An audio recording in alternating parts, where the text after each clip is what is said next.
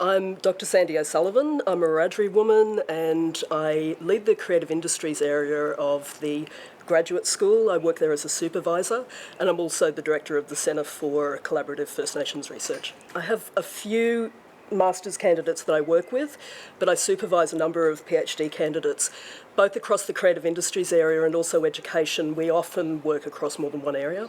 And the students that I work with, or the candidates is actually how we refer to the students who are in the PhD and master's programs, are doing either theses, so a standard thesis, or they're doing an exegesis and a body of work.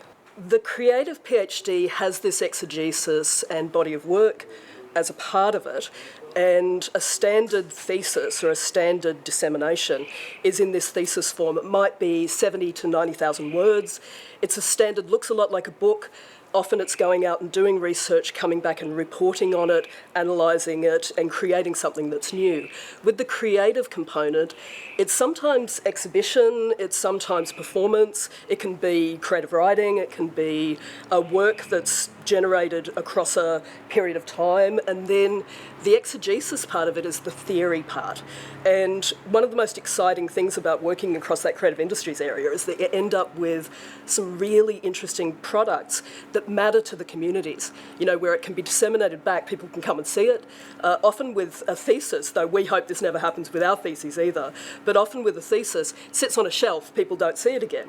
And so what we try to do with the thesis component is to make sure that people are being published out of it in a wide range of areas. So community gets to see the information that's coming out of that research as well. The relationship between a supervisor and a candidate is really important. It's an amazing relationship that I think you don't see in any other education space, because for the first time, if somebody's come out of doing an undergraduate degree, they have people marking them.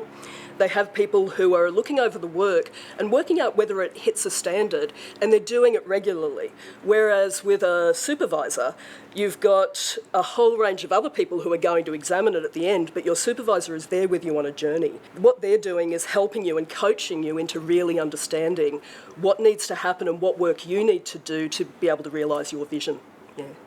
The most important thing is reading and looking. So looking around at what else has been done, talking to people, having that open communication, and we really facilitate that. I think the biggest mistake people often make at the beginning of PhDs and Masters is to start writing, or to start reading really heavily into what you think you're doing.